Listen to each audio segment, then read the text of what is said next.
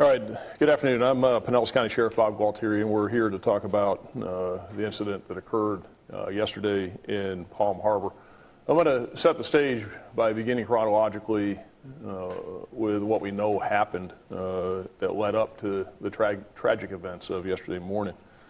Last Thursday, August 3rd, at about 1 o'clock a.m., someone broke into the Platinum Plus Auto Sales at 1361 South Missouri Avenue in Clearwater. They broke a window to the business and took 5 sets of car keys, and they used the car keys to steal 2 cars from the lot.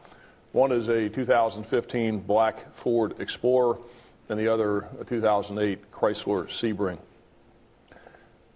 According to Keandre Brown, who is one of the juveniles involved in this, Deon Kegler is the one who was responsible for stealing the cars, but it's unknown who was with Kegler at the time he supposedly stole the cars from the lot.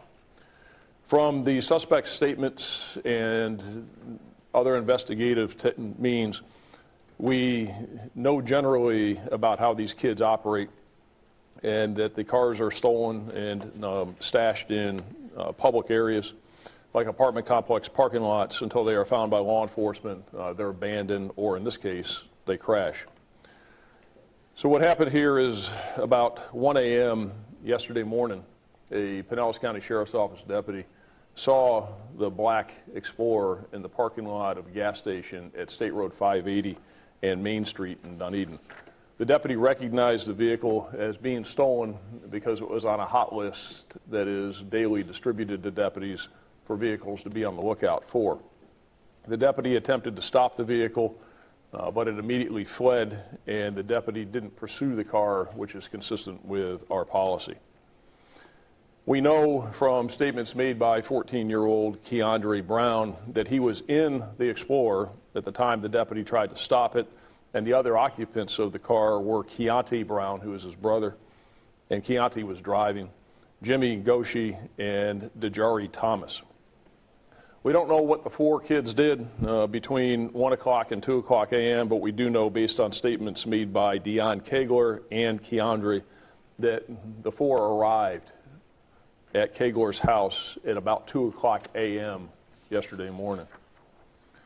From Kegler's house, Kegler, Keontae Brown, and the others went to the parking lot of a nearby apartment complex, which, like I said, is consistent with where these kids stash the cars so they have them at their disposal after they steal them.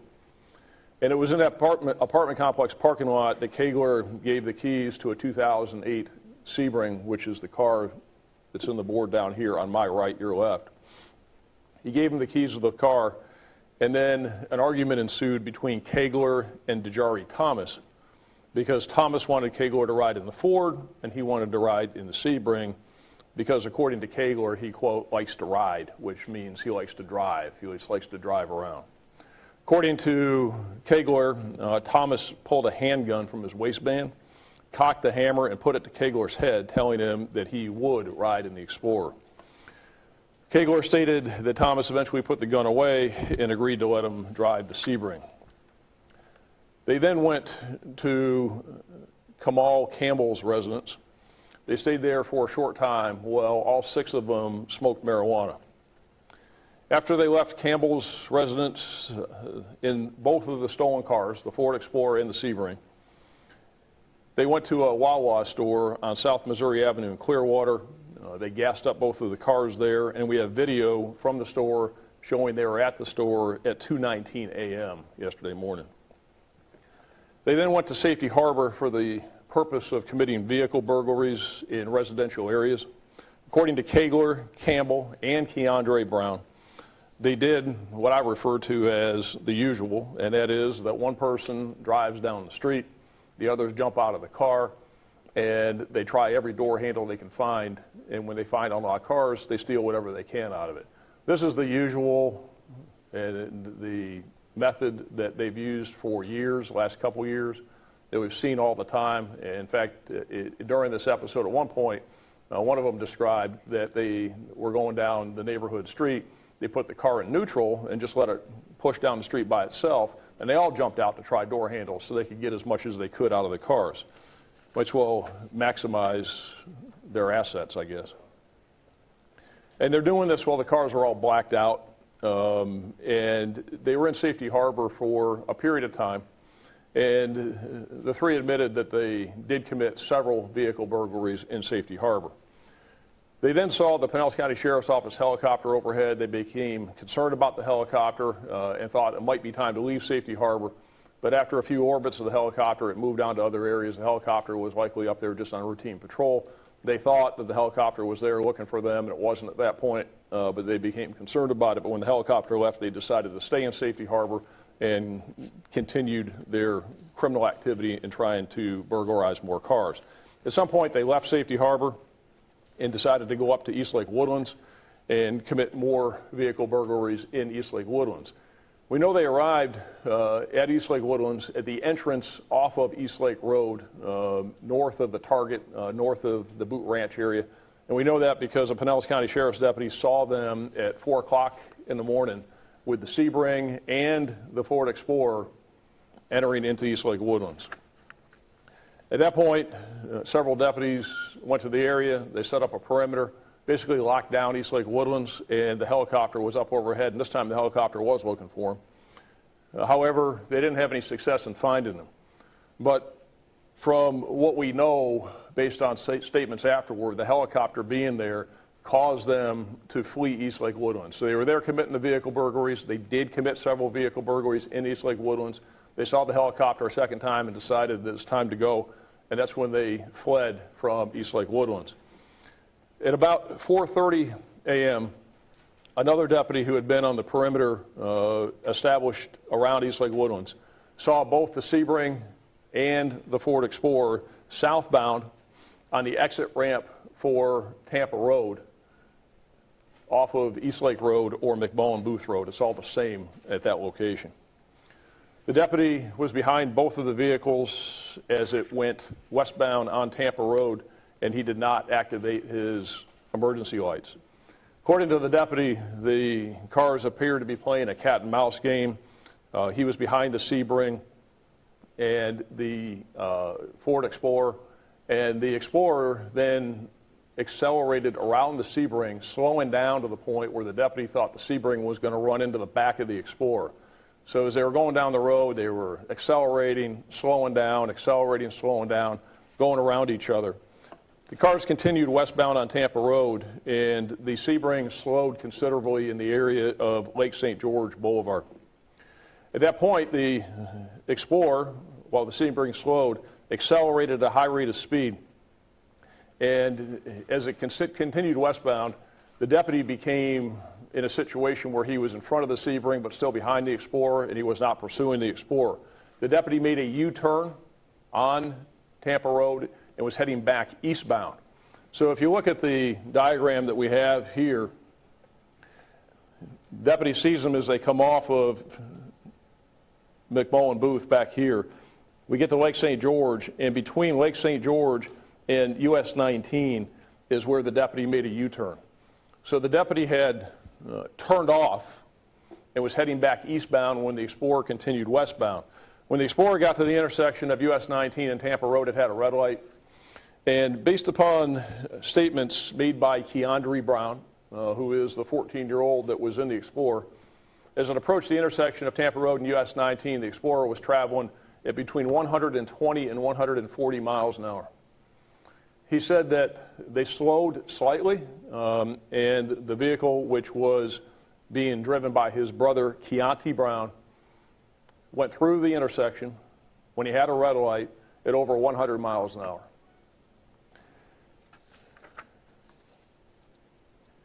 Additionally, while the vehicle was on Tampa Road,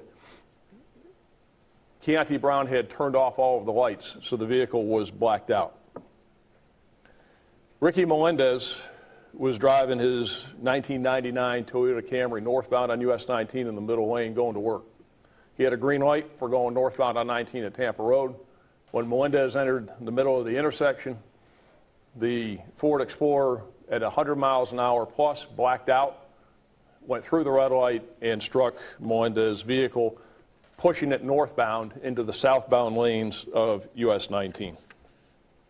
At that point, the Explorer went airborne, It struck at least 5 cars that were parked in the parking lot of the automobile dealership on the northwest corner of US 19 and Tampa Road.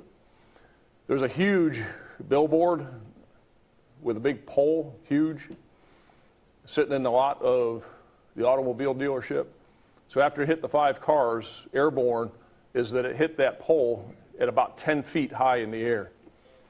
It careened off the pole, hit another couple of cars in the parking lot, and then tumbled down Tampa Road, where it caught fire in the middle of the road and came to a stop. Keontae Brown, as I said, was the driver. He was ejected and he died on the roadway. Jimmy Goshi and Jajari Thomas died in the car and they were trapped by the wreckage. Keandre Brown, the 14-year-old, was also ejected and, as it turns out, received minor injuries.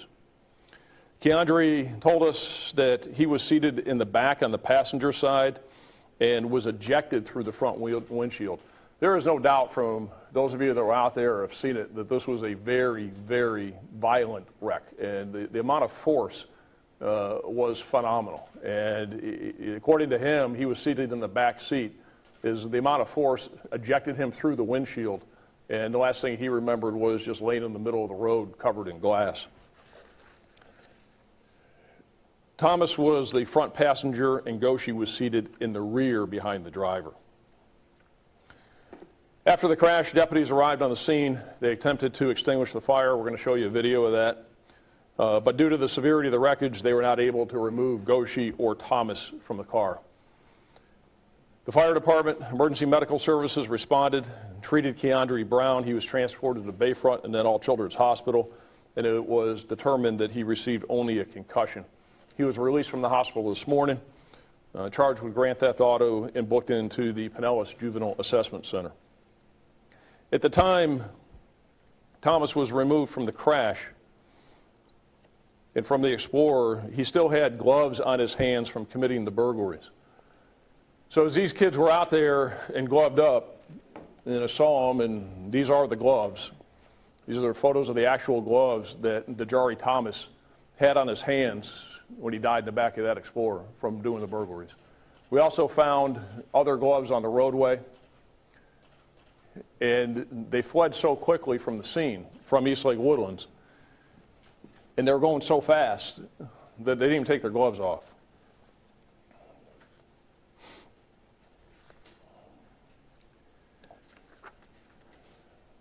After the Explorer fled, crashed as I've described to you, the Sebring continued westbound on Tampa Road, and its speed was normal traffic. It really hadn't accelerated. And when it hit US 19, though, it accelerated and it ran the red light at US 19 going southbound. Deputies did not pursue the Sebring, but it was being surveilled by our helicopter. Kegler was driving the Sebring, and it was trying to elude the helicopter by driving throughout Dunedin and North Clearwater. Near the intersection of Sunset Point Road and Keene Road, Kegler and Campbell stopped and bailed from the car. Deputies arrived shortly thereafter along with K-9, and after a brief foot chase, both were apprehended. Kegler was still wearing one glove when he was caught. So again, in that car as well, they had gloves which they were wearing to commit these burglaries. Kegler and Campbell dropped a backpack containing some jewelry and other items believed to have been taken in the burglaries. They also are believed to have tossed some items from the car while fleeing from the helicopter. Brown, Kegler, and Campbell all admit to knowing that the cars were stolen, that all of the kids knew the cars were stolen, and their whole purpose in being in Safety Harbor in Eastlake was simply to break into cars and steal people's stuff. So at this point, we have 3 videos that we're going to play for you, I hope. And the first one is video from the Thornton's gas station, which is on the southwest corner of Tampa Road and 19. The next one is from the Ferrari dealership, which is a little bit further to the west. And then the third one, which has audio, is the dash camera of the deputy who was first on the scene who tried to extinguish the flames. So we'll go ahead and play the videos for you, and then we'll continue.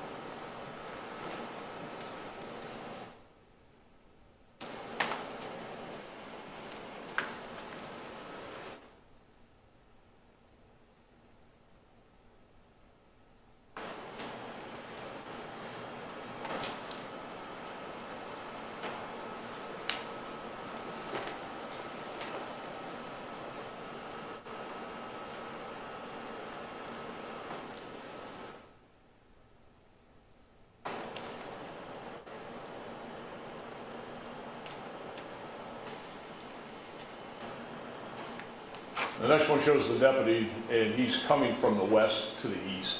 He's coming off of Belcher. He'll be going eastbound on Tampa Road. That's him showing up. And the next thing you'll see is from the dash cam in his cruiser, and that starts now.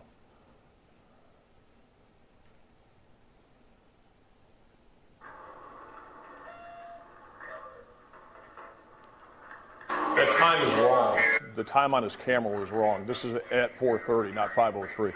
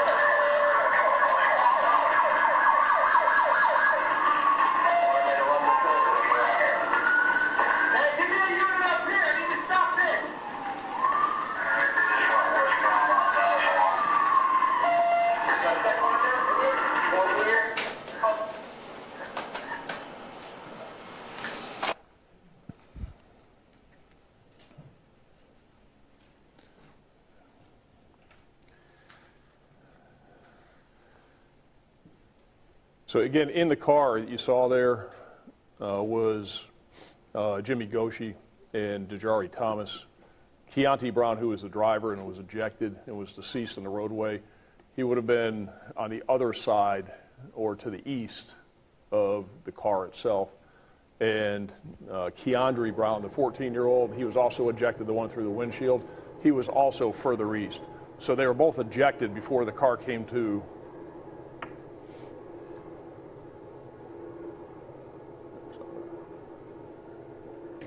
They were both ejected before the car came to a rest where it was.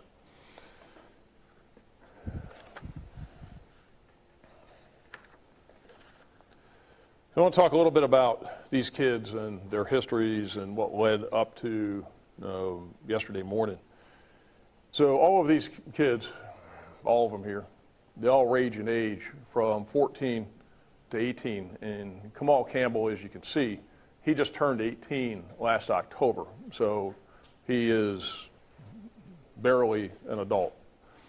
Between these 6 kids, so these 6 juveniles, who range in age from 14 to 18,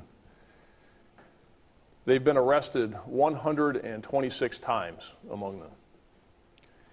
19 of their 126 arrests have been for grand theft, stealing cars. They've also been arrested for violent and other serious crimes, such as aggravated assault with a weapon, firing a weapon in public, burglary of an occupied dwelling, fleeing and eluding, armed burglary, and robbery with a gun. 39 of their 126 arrests have been for violating probation. That means they're non-compliant with these non-jail sanctions for their criminal acts. When kids in Pinellas County get arrested, they go to the PJAC Center, as we call it, or the Pinellas Juvenile Assessment Center. It's an initial booking place, and they're held there for a period of time. It's kind of like the booking desk at the county jail. Once they're moved from the PJAC Center, if they're held in detention, they go over to the Juvenile Detention Center. And all of these kids have been jailed at the Juvenile Detention Center 43 times, with several of them being released only a few days before this incident. Keandre Brown was released from the Juvenile Detention Center on August 2nd. Keontae Brown, released from the Juvenile Detention Center on July 31st. Dejari Thomas, released from the Juvenile Detention Center on July 28th. Deon Kegler was last released from the Juvenile Detention Center on July 12th, and Jimmy Goshi was last released in May of 2017, just a couple months ago.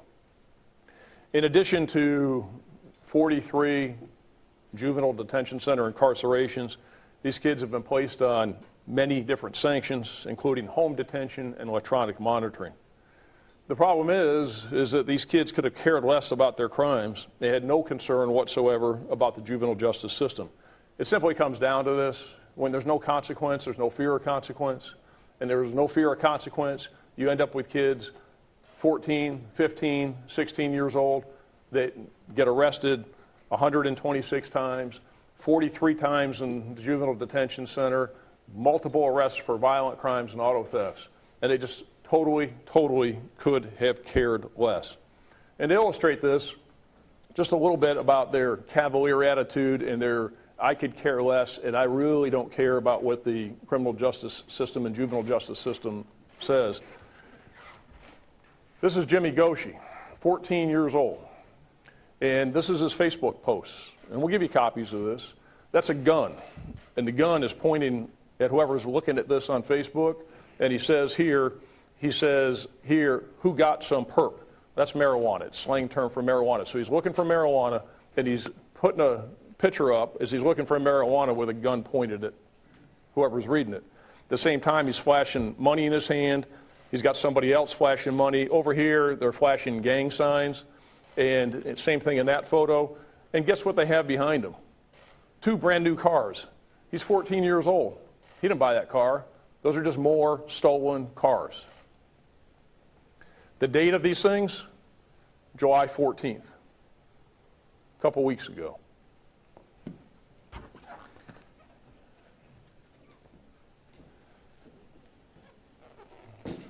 Dejari Thomas, this is the guy who took out the gun and cocked it and put it to Kegler's head. Dejari Thomas, this is on here from July 10th, posted on Facebook. I mean, I steal cars, but damn, y'all ain't taking it too far. Y'all taking it too far. Then he says the crackers want to direct file me, but it ain't going to happen. He's talking about being direct filed as an adult and charged as an adult for all of these offenses.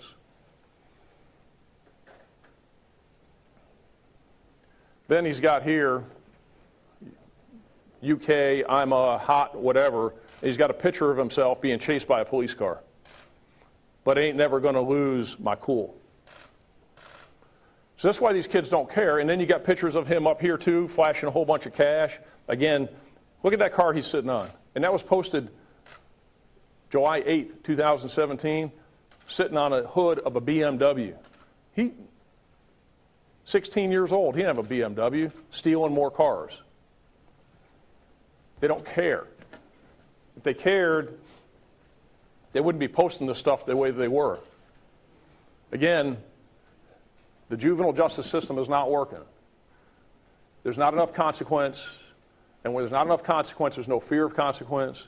You got kids who are between 14 and 18 years old getting arrested 126 times, spending 43 different occasions in the juvenile detention center, posting things on Facebook saying it ain't going to happen, the crackers aren't going to put me in a direct file, flashing gang signs, sitting with BMWs and Nissans and other new cars that they've stolen, and they don't care because it doesn't matter to them. It's a revolving door.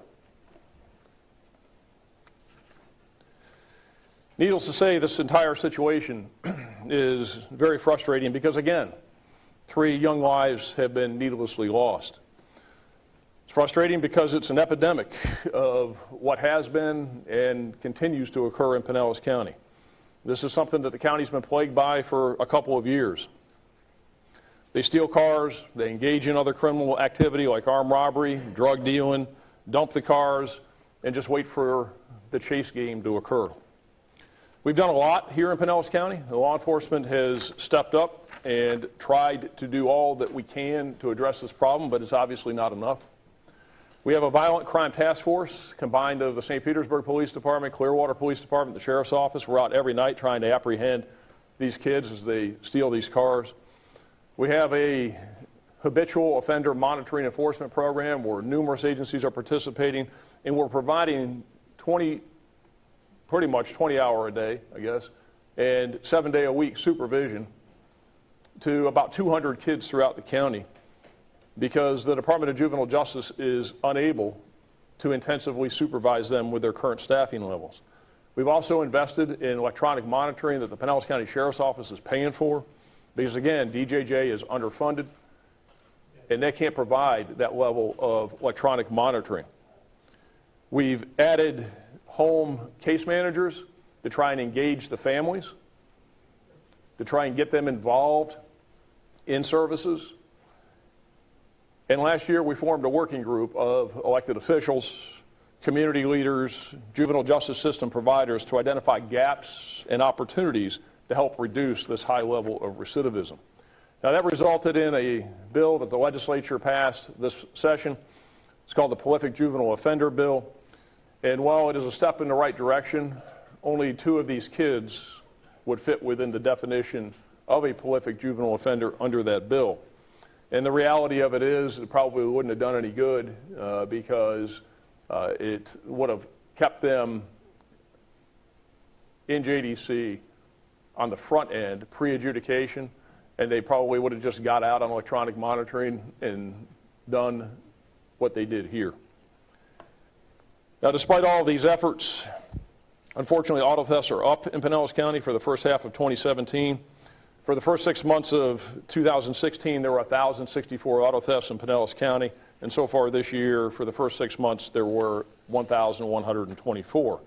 Now, there is good news in that the number overall was down from 2015 and 16, but it's, again, back up again in 17. This has got to change. Law enforcement can't fix this. Parents, family members, caregivers, others need to step up and figure out why these kids are out at 3, 4 o'clock in the morning stealing cars. We're doing all we can, and we're working hard at it. But we need help, and the community needs to step up, and something has got to be done and done differently because having 6 teens, 3 now dead, again, who between them were arrested 126 times, 19 of which were for auto theft, who've been incarcerated a combined 43 times at JDC, tells us we have a serious problem and something else needs to happen. So Kegler, Campbell, and Brown have all been charged with grand theft auto. and the investigation is continuing as we consider additional charges.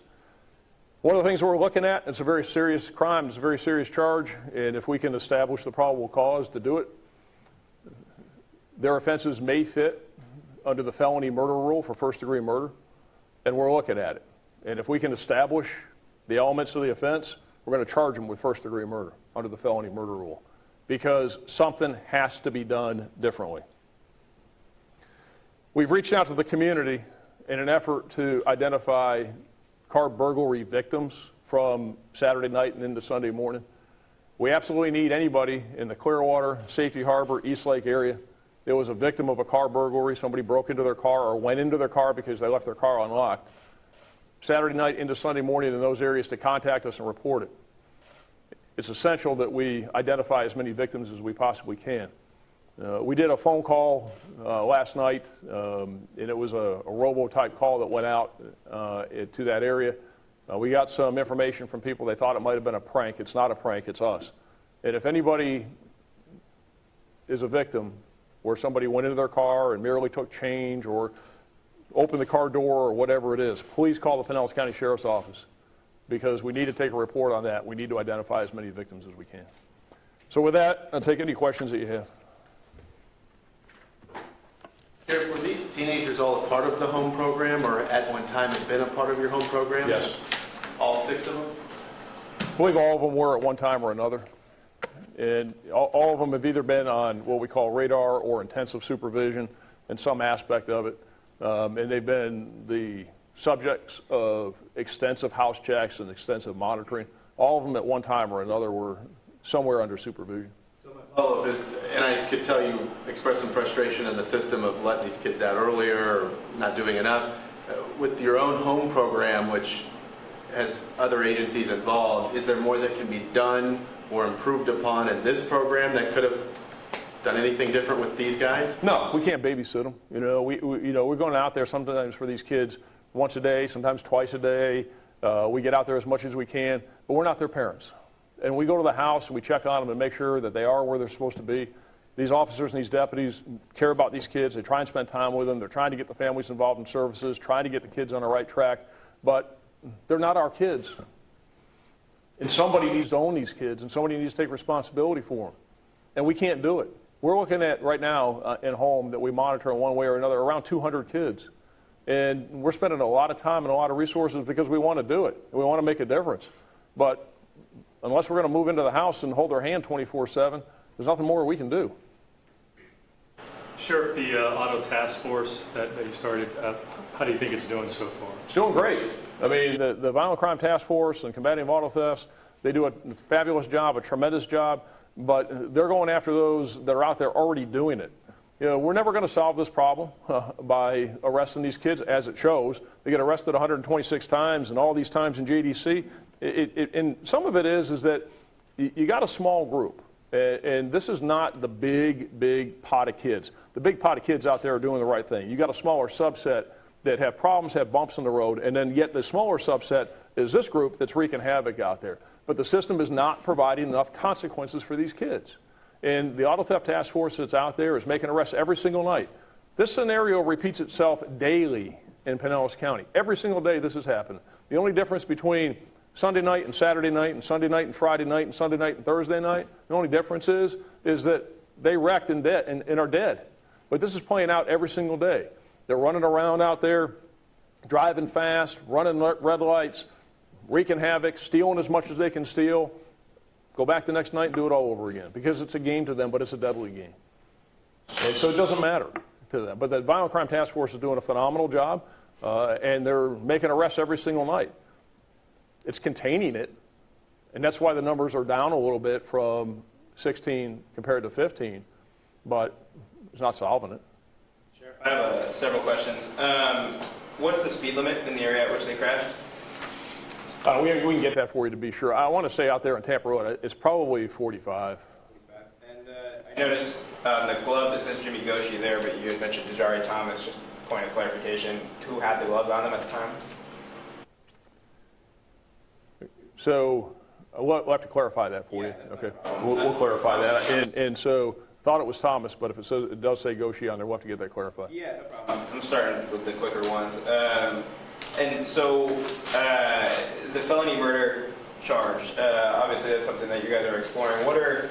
Can you give a little bit more elaboration on what exactly felony murder entails and what the threshold is for that? Right, so the gist of it is that if you're committing one of the felonies that's listed, that's enumerated in the felony murder statute, and in the course of perpetrating that felony, somebody is killed, then you're responsible for it. That's the gist of it.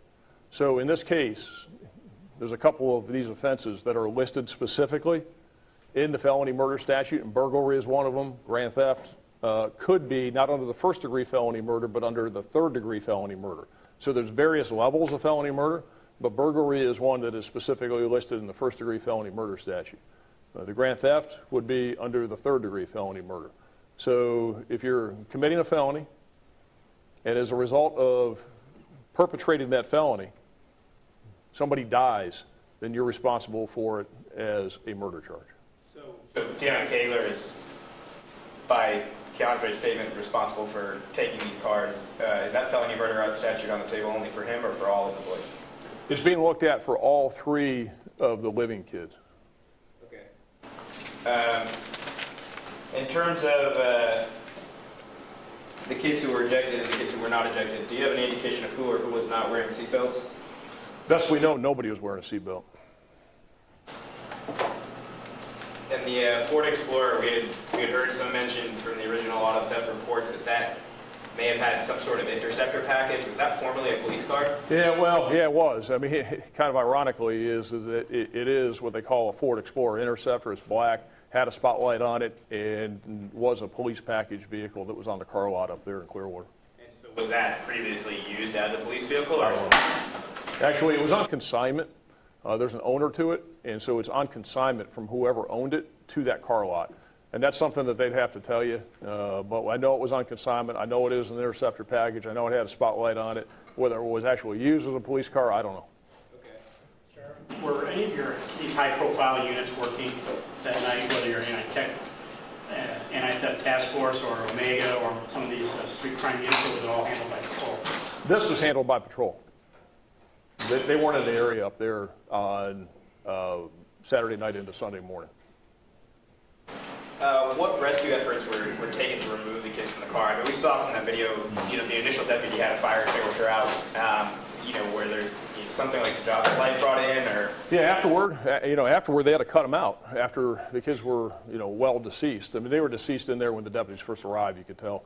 And there was no way for the deputies to go in there. That was an absolute tangled... The bodies were intact. Yeah. And it was an absolute mess. You couldn't get in there. You couldn't pull them out if you wanted to because of how everything, just the violence and the way you can see from the car. You couldn't even, at first, when I first got there, you couldn't even tell it was a car. But there was no way to get them out of there. And so when that deputy was there with the fire extinguisher, were the boys talking at all? Were they dead on arrival? No. And Keandre, did he try to run? No, he was moving on the ground. But no, he didn't try and run. There was no way. He was, at first, Washington, that's why he was a trauma alert and sent to Bayfront. They thought he was hurt very seriously and would have coming out of that wreck. But no. And the Sebring, would the kids in the Sebring have been, from the evidence that you've seen, able to witness the crash of the Explorer? They said they did. And what they saw was they didn't witness the crash itself, so I'll be clear with that. What they saw was the fireball. And when they approached the intersection of Tampa and 19, they knew something was wrong. And Kegler and Campbell got into some type of a verbal discussion about whether they should flee or whether they should turn around, and they decided to flee. But they knew it was bad. They knew that something was seriously wrong. They saw the fireball and fled. And then the auto thefts the initial auto thefts, I know you said that there's evidence Kegler was involved in those. Do you have another suspect of someone who was with him or multiple suspects? No, no is the answer to that. And that initial report was taken by the Clearwater Police Department. It was in the city of Clearwater, but all we know is what I told you. And there had to be more than one person there, obviously, because they took 2 cars. Now, they took 5 sets of keys, but they only took the 2 cars. And there had to be at least 2 people there. And did the kids say why they chose the places they were in that night for burglaries? No, it's just random. They don't know or care. They just do it, and they just go wherever. They didn't even know where they were. They knew they were someplace in the Safety Harbor area and someplace up in the East Lake area, and they don't know the area at all. Sheriff, St. Pete obviously started their task force a couple years ago. The numbers have dropped dramatically. Do you think because of that, these people have kind of gone to the county? Well, we've seen that. We've seen that. Well, now, be clear with that. That's not the St. Pete Task Force. That's Sheriff's Office, St. Pete, and Clearwater. We have a lieutenant, a sergeant, and 5 deputies there. Clearwater has a sergeant and 5 officers. Clearwater, and St. Pete does, and Clearwater participates. So that's a countywide violent crime task force. And we have seen some squeezing of the balloon with this. The auto thefts have been down in St. Petersburg and up other places of the county. We've seen that. We saw it significantly during one portion of last year where they were down significantly in St. Pete and up like 80% in Pinellas Park. So, and they were up in Palm Harbor. So the bottom line of this is this is a countywide problem. This is not a problem that is unique to any particular city or any location within the county. And what we know from the numbers in 2017 is we're up over 2016. And yes, the balloon does get squeezed. And yes, the Violent Crime Task Force does spend a lot of time in St. Pete, but they also spend time in Clearwater and they spend time in other parts of the county. But there is a displacing effect depending upon where they're working and where they're concentrating. Looks like from that photo, the Sebring was not spike stripped, the kids just abandoned it. No, they abandoned it and fled. Yeah, go ahead. How many cars they burglarized that night? No idea. But, they're going down the street. And so how they do it is they get to a street, they turn off the lights, everybody other than the driver, and in one case they said the driver even got up as they put it in neutral and just let it coast. Everybody goes down the street and just starts pulling door handles. And if they pull the door handles and they find whatever it is they want to take, they take it and they just keep going until they get to the end of the street, they hop in and do the next one. Or they see somebody coming and then they flee. There's this practice I find surprising around here that a lot of the used car lots will leave car doors open. I don't know why they do it. If people can look at the cars at night. Is that something that you might put out a message on to discourage, or I guess it wouldn't matter if they get the keys? Look, this is such a problem, and the problem could be curbed. It's not going to be eliminated if people would lock their car doors. About 90% of all vehicle burglaries in this county, there's no forced entry. And, we've talked about this and talked about it and talked about it. We beat the drum on this. We've done everything from public service announcements to community meetings to neighborhood watch, you name it, we've done it. And people just don't lock their car doors. Just a little review because I got caught up at different points. Were all 6 kids together the entirety of the evening? Did certain kids, who was there when? So at 1 o'clock in the morning when they're in Dunedin, is Kegler and Campbell were not there. So when they're in the Ford Explorer, it was the Brown brothers, Goshi, and Thomas. And they were all together until 2 a.m. When they went over to Kegler's house. And then picked up Kegler and picked up the Sebring. And then go to Campbell's house and smoke marijuana. And then at that point, from 2 o'clock on, they're all together until this happens. Were any marijuana or drugs recovered from crash scene and for Thomas's firearm? No, no, and no. We can't find the gun. And so along the lines of that question, did anybody other than Kegler confirm the gun story? No. Is it reasonably that that's believable that actually happened? Well, he says it's believable it happened. Look at this. I mean, you got guns and pictures in here on Facebook. Yeah, it's believable it happened. Whether it happened or not. And look at these criminal histories of these guys. They all been arrested 15, 20 plus times. Yeah, it's absolutely believable. The other thing, I hate to make you repeat, but the geography of it is a little tangled in my head, and how the deputy kind of